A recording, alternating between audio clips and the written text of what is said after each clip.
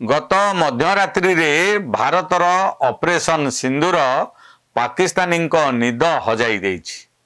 आतंकवादी को निपात करने पई भारत माटीरू निक्षेप करा जाइथिबा मिसाइल द्वारा पाकिस्तान रो 4टी मस्जिद को ध्वस्त करा जाइछि। पाकिस्तानी हिसाब अनुसार 15 जन को जीवन जाइछि एवं 35 रु अधिक आहत होइछन्ति, किंतु भारत पक्षरु अद्यावधि मृताहतंक संख्या दिया जाय नहीं।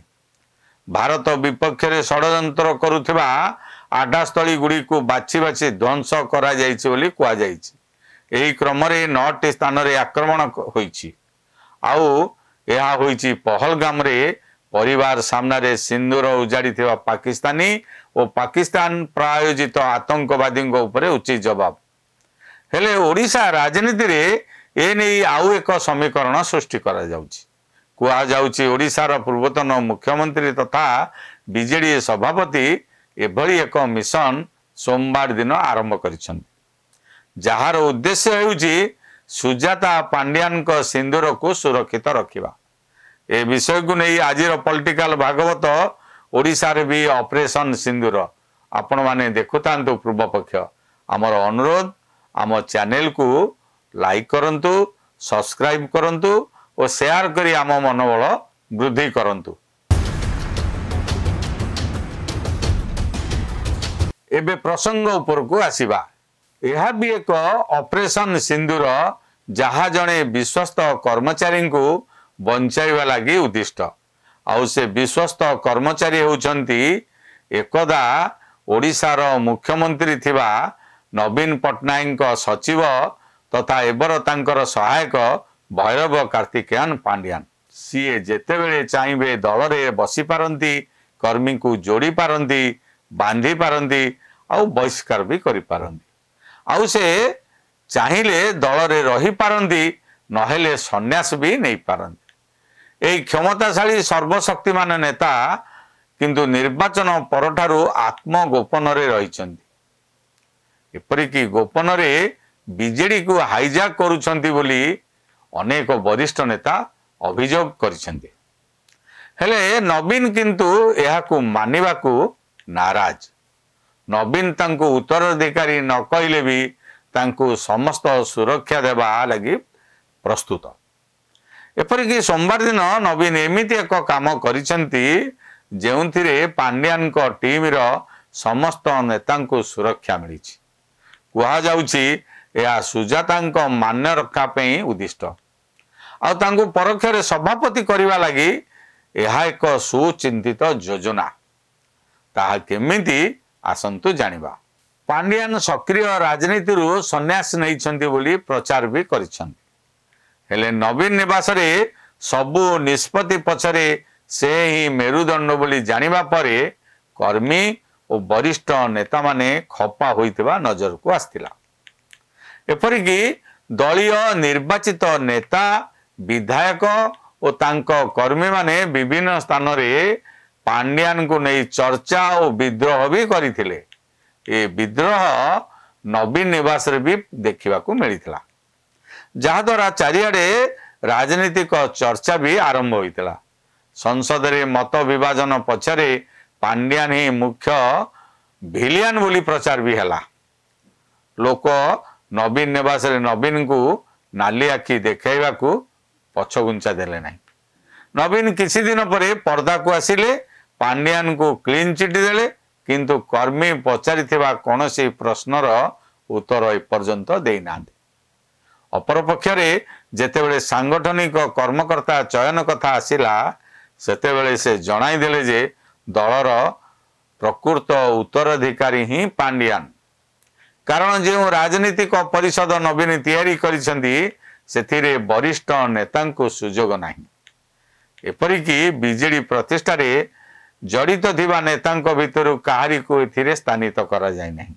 दल पक्षरु नवीन को दस्तखत रे प्रकाशित विज्ञप्ति अनुसार एही परिषद रे नवीन को मिसाई 10 जन नेता रहिछंती, जेउथिरे अतीत रे पांड्यान को अत्यंत निकटतर नेता भावे थिले बोली कुहा जाए। से माने एबे भी रहिछंती।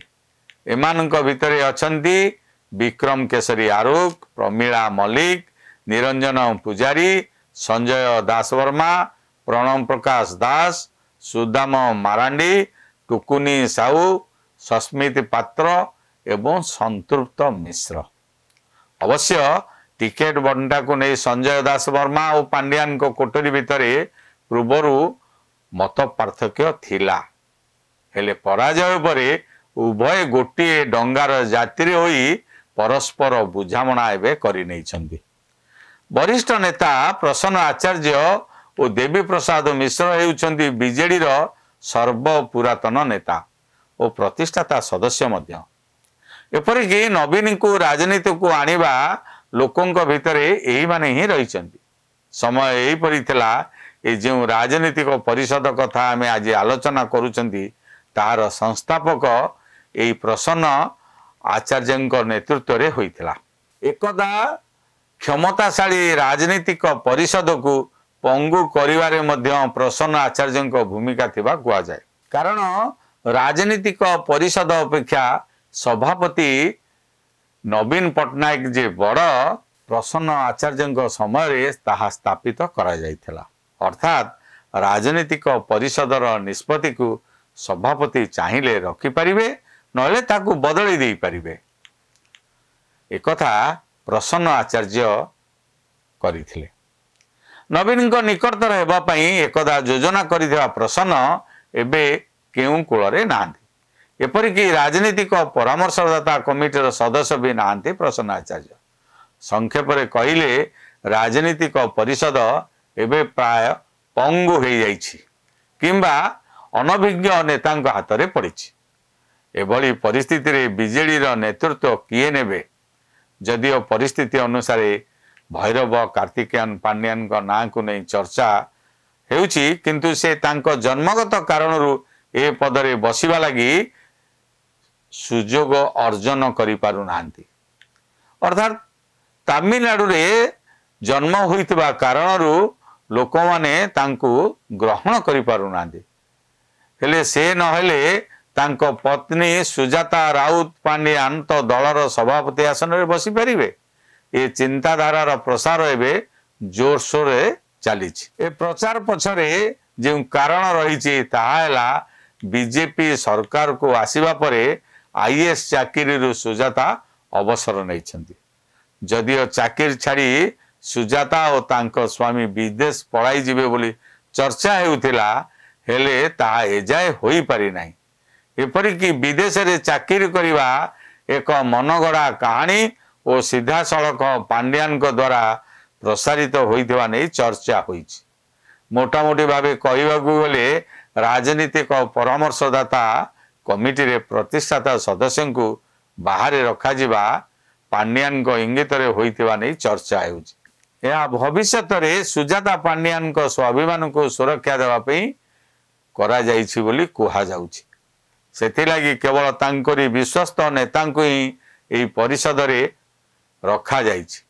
आउ यह सुजाता को दलर परवर्ती सभापति तथा बीजेडी रो प्रमुख करने लगी उद्दिष्ट बोली भी दलीय महल रे एबे चर्चा जोर धरिछि।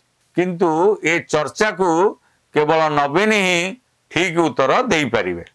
आज एठी शेष करुछि पॉलिटिकल भागवत। केमिति लागिला मतामत निश्चय देबे। जदि आपण मानकु भल लागि थाए तेबे शेयर करिवे, लाइक करिवे एवं आम चैनल को सब्सक्राइब करिवे।